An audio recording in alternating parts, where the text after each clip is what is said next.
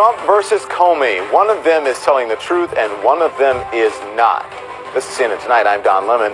The president striking back at the bombshell testimony of the former FBI director accusing James Comey of lying and defiantly telling reporters during a news conference in the Rose Garden how he's prepared to respond. So he said those things under oath. Would you be willing to speak under oath to give your version of those events? 100%. A classic example of he said, he said. I want to begin this hour with Joe Madison, a host on Sirius XM, and syndicated talk radio host John Fredricks. My dream team of radio guys are back right now. Good evening to both of you. Joe, glad to be back. I'm going to start with you. Yesterday we heard from the former FBI Director James Comey, his long-awaited bombshell testimony. What was your reaction? Well, my reaction was that I think he was extremely credible. He did exactly what a lot of times I used to tell people when I worked for the NAACP, that if you think you're going to have an issue with an individual, the best thing to do is make sure you immediately go out and memorialize the conversation. And you don't have to always go into details. What it does, it in essence jogs the memory. And that's really what you saw. And you can always be certain that the other side probably didn't take notes unless there is a recording.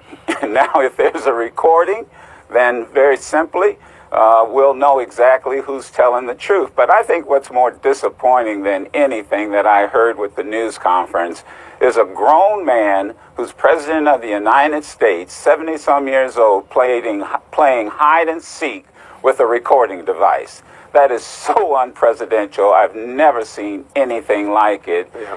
And it's actually childish. So, John, I'm guessing you disagree. What did you think of Comey's testimony?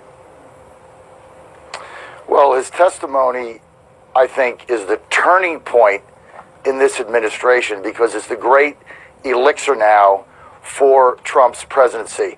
After 12 months of exhaustive investigation, this James Comey kabuki drama show coming to Washington where the mainstream media was running around for a week with their hair on fire. There's nothing there, Don.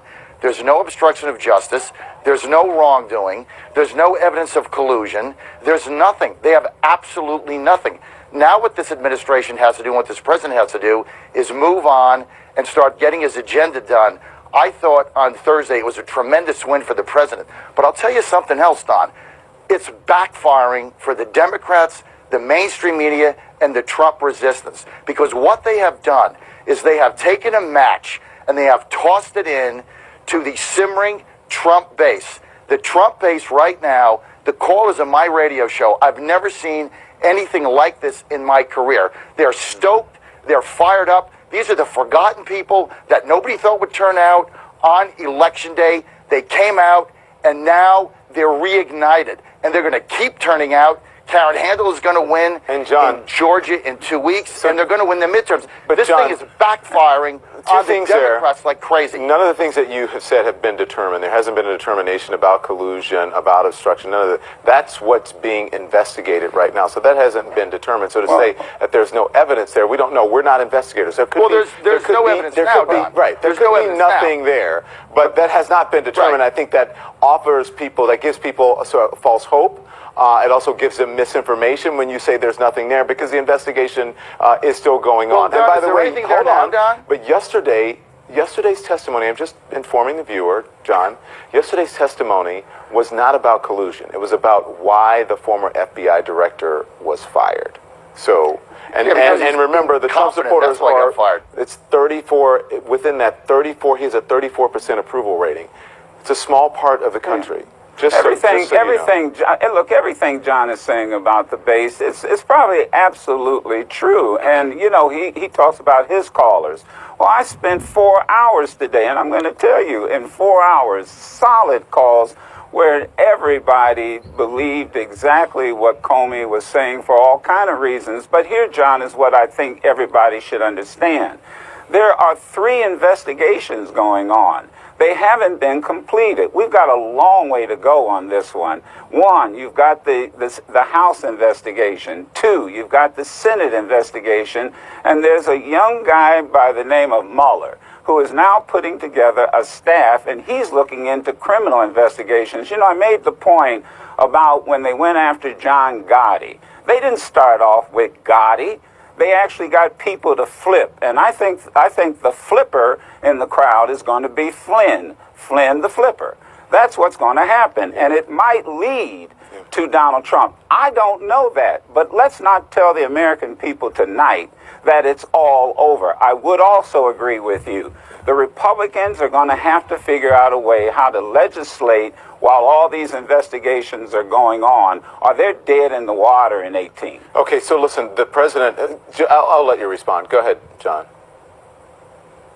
Well, look, Joe, I agree with the potential of what might be out there. But the point is now, after 12 months and this testimony and all the investigations so far, there's absolutely nothing to suggest that the president did anything wrong. Some people don't like his style. They might be snowflakes. They don't like the fact that he looks them in the eye and asks them direct questions. They're uncomfortable. The guy should have resigned. The biggest mistake Trump made with James Comey was he should have fired him 12/01, January 21. That was the biggest mistake he made. The guy's incompetent. I'm glad he's out of there. Ray's a much better choice. But right now, so why didn't he wasn't incompetent when he was going after Hillary? Let me follow up on that. Why wouldn't he fire? Why do you think he waited so long, John? Because he I don't know. couldn't I think he should have. Oh, I know why. Because he couldn't convince him to drop the Russian case. That's why he fired him. He said so. He told you why he fired him. You know what? He tried. Look, if you know the president, he tries to get along with people at first. He tries to work with people. That's what he tried to do. He gave the guy a shot. It was a disaster. He fired him. I'd have fired him. If I was in the White House advising him, I'd have said 12/01, done with your I know, great but my question was, why do you think he waited so long to fire him? Donald Trump, the president's a really nice guy. This is the side of the president nobody understands. They only see the sound bites of him. You get to know President Trump. He's a really nice guy. He doesn't like to fire people, even though he had a show about that. But that's the irony of it. But you still haven't answered my question. Why didn't he fire him? He said he fired him because of the Russia investigation. That's what he said. That came out of his own mouth. You don't think that's why he fired him? Don, I think he fired him on May 9th because he was frustrated with James Comey and his behavior as FBI director, that he wasn't doing the right thing. And that's why he fired him. And he's got a constitutional right to do that. He didn't like the guy. They didn't get along. He didn't have a... This is ridiculous. Excuse me. I'm sorry. He fired him. Excuse me. Go ahead, Presidents of the United States of America do not hire and fire people based on the fact whether they like them. My goodness, this is not a question of he's a nice guy and so I'll keep him around because I'm a nice guy. He already said why he fired him. He gave an opportunity, John. He gave him You're John, I'm Joe. shake and a fair opportunity. I'm sorry, Joe. I'm sorry. That's all right. He gave him a fair opportunity, Joe. A fair opportunity to do what? When you said he didn't do the right thing, I'm trying to get to the bottom of why you think he fired him. What was so wrong with what he did? Why wasn't... What was the right thing for him to do? The right thing for President Trump to do was fire James Comey on January 21st. That was the thing he should have done. Fired him That's because... the biggest mistake he made, was waiting until May 9th. All right, we're going in circles here. I'm not getting an answer. Okay, so listen, today the president... I gave you an answer. January 21st. That's the answer. That wasn't my question, He waited to see if this FBI director would respond in a way that Trump wanted, which was basically, are you going to run the FBI? Are you going to run the FBI? America, listen to what he... Wait a minute. Do you hear what he just said? That's what Trump wants you to do it. Excuse me. There is a separation between the FBI director and the president of the United States, and you just spilled some beans. If you think that somehow the president of the United States has to make sure that the FBI director gets along with him, that does not work that way in my country, and certainly with this situation, when you are part of an investigation or your campaign is part of an investigation, what Comey should have done had nothing to do with it. The investigation was going to go on whether he had him or not. It didn't matter. Well, that's what, look, when I asked you, John, when I said, well, you said because it wasn't the right thing to do, that he wasn't doing the right thing, he fired him because Comey wasn't doing the right thing. I was trying to get at what was the right thing, and you said he didn't do what Trump wanted him to do. That was. He didn't think that James Comey was running the FBI in a professional manner. He thought he was seeking publicity, and he had a separate agenda from the president. So do you think he's lying then, John, do you think he's lying then when he says he fired him because of Russia? Because that's what he said. He fired him because of Russia. He fired him because he was incompetent. I mean, the guy's been a total disaster. That's not what he said. There. You know it, and John, I know that's not what he said, Hillary though. Thing, the second Hillary thing. Maybe he's been a disaster. I don't know. Look, it's not for me to decide. I'm not in government. I'm not in office. But he said he fired him because of the Russia thing.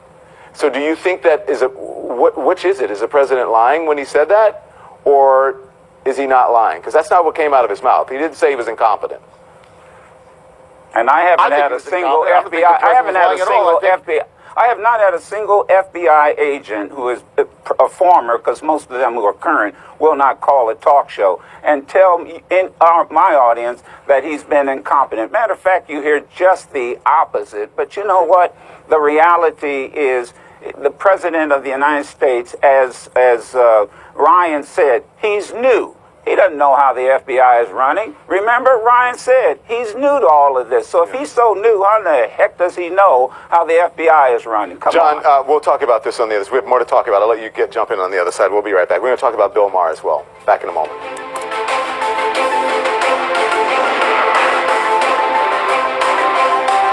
All right, we're back now with Joe Madison and John Fredricks. This is my radio guys' dream team right here. So, Joe, I have to ask you, last Friday's HBO, Bill Maher found himself in some hot water when he said this word on his show. Let's listen again. Got to get to Nebraska more. You're welcome. We'd love to have you work in the fields with us. Work in the field. That's part of that. Senator. I'm a house nigga. No, it's a joke. So this evening, Bill Maher addressed what he said last week on his show. He spoke with Michael Eric Dyson about it. Listen to this. There is a lot of bullshit apologizing in America, and I am against that. But, you know, we shouldn't apologize for slavery and Japanese internment and Abu Ghraib and Indian genocide and Tuskegee and a million. Right. So when it's appropriate, this was appropriate. Because I'll tell you why. Because for black folks, that word, I don't care who you are, has caused pain. I'm not here to do that. Right. Now, the guy who was here, it's not his fault. I feel bad about him, the senator. It's all on me. But he said a weird thing. The comic mind goes to a weird place sometimes. Yeah. But it doesn't matter that it wasn't said in malice. It wasn't. If it brought back pain to people. Right. Well, and that's why I apologize freely, and I reiterate it tonight. That's sincere. What do you think, Joe? Well, I think it was sincere. I think what bothers me as much as Bill Maher, and he's right, you know, I know a lot of great comedians. Dick Gregory has made a career out of that word, but you have to understand, he comes from an entirely different psychological, social aspect of it. The thing that bothered me most, and no one has talked about it, is when Bill Maher made that mistake. You know, the audience applauded. The vast majority of those people in that audience, they didn't boo, they didn't hiss, they applauded. Well, some of them gasped. They were like, ooh. Yeah, well, they... You don't think it was maybe some nervousness or... Oh, well, there might have been. I wasn't in the audience, but I heard a lot of applause. Look, you know, I make on my show, I'm going to say this. Jewish people have made, to their credit, they have gotten rid of the K word. When I bring this up on my radio show, I have grown people say, what's the K word? And there's a reason they've done that. Because they are not going to allow themselves to be undervalued, underestimated, or marginalized. And they understand what that word has meant historically, and it's about time. Do you say the word on the show? Do you tell people what the word is kike, but do you say that on your show, or do you just not say it? Only if asked. Only if asked. Only if asked. Because let me tell you, if Bill Maher had said that on his show, he'd have been through. What do you think, John? Do you think he adequately addressed it, and what do you make of what Joe said? Well, I agree with Joe, but it's really the total desensitization now of America, where it seems to be acceptable to have these people go on their various television shows and say things that are just offensive to millions and millions of Americans in this way, and they think they can get away with an apology, whether it be Kathy Griffin or Bill Maher or someone else, and it really is not a fun time that we're in. But look, everybody's got choices, and here's the bottom line, Joe and Don, is that if you don't like Bill Maher, don't watch him. Don't turn on HBO, cancel your subscription to it. It's real easy to do. I got a much better choice for late night TV on the East Coast in America, CNN Tonight with Don Lemon. Much better choice. That's what I would do if I was watching late night TV, Don. I like both of them, to be quite candid, and I also like being on with you. And the reality is that people on the left and the right do it. The reality is that he was sincere in his apology. I think most people have accepted it and moved on. And he had the right person on, Michael Eric Dyson, to lecture him. He just needed a good lecturing, and he got it. Yeah. Do you remember when the whole Duck Dynasty thing happened? Yeah, and with the gay. And my stance was that the market will decide if you don't tune in. And the show, they lost a whole bunch of viewers. I don't believe in boycotting or people for whatever. Just don't watch them. It's kind. Don, it's kind of like the last. I'm sorry, the last segment with the F word. If that senator had not used the F word, we wouldn't be talking about what she said. Mm-hmm. Yeah. The reality is that's true. Because I see people out there all the time. There's this whole thing that wasn't just that Hannity does about boycotting. It's like, why would you want someone to boycott someone? This is America. It's about freedom of speech. No one should be boycotting people. The boycott should be, if you don't like what they say, then don't watch them. Now, listen, there are exceptions. If someone does something that's horrible, what Kathy Griffin did, and I don't think it was the right thing to do, neither does she. She has apologized for it. I agree. Bill Maher has apologized for it. So they've apologized. Move on. Yeah. People should not be castigated for their entire life. Their careers should not be ruined for their entire lives because they did something wrong once. And if they sincerely apologize for it, then the market, the people who will accept them, go ahead and watch them. If you don't want to watch them anymore, you don't want to go to their concerts, you want to watch their show or what have you don't want to buy their music, then don't do it. But to stop trying to boycott people, and it's absolutely ridiculous. Go on, John. Don, you're spot on. I mean, you are so spot on tonight. Just don't watch it. That's all you have to do, and it's kind of like a free market economy. You make decisions by what you do, your feed, how you spend your money. But that's not to say, listen, I have to say, though, freedom of speech comes with consequences, because if I say something on this show, I've got the freedom to say it, but people also have the right to react the way that they're going to react to it. I have to accept the consequences. Go on, sorry to cut you off. Well, let's get, your Duck Dynasty example is classic. Because I used to watch Duck Dynasty once in a while, not often, but I'm a staunch gay rights Republican. I've been fighting this battle for gay rights for Republicans for 3 decades. Now, when that came out on that show, I just couldn't watch it again. So I didn't watch them, which means I didn't see their advertisers, which means I'm not involved. And so that's all people have to do. If you don't like something, you got a lot of choices. Everybody's got cable or satellite today or something. Yeah. There's thousands of channels on. You can just turn on. Make your decision. What channel are you on again, Joe? Me? Are you talking to me? Eagle, yeah. Oh, I'm on Sirius XM 128, the Urban View, and let me tell you, every time I'm on this show, I get folks who love us. They appreciate the exchange, and then I get some of the most visceral, nasty. That's great. We're doing something right. And John, what are you on? You're syndicated, right? Yeah. If you can get 50% of your audience mad at you 50% of the time, you're doing the best job you possibly can in America. That's our mantra. That's what we try to do. If you don't believe me, read my Twitter feed. Thank you all. Always a pleasure to have both of you on. Up next, President Trump trying to assure NATO of America's commitment, but it's what he's not saying that's raising questions.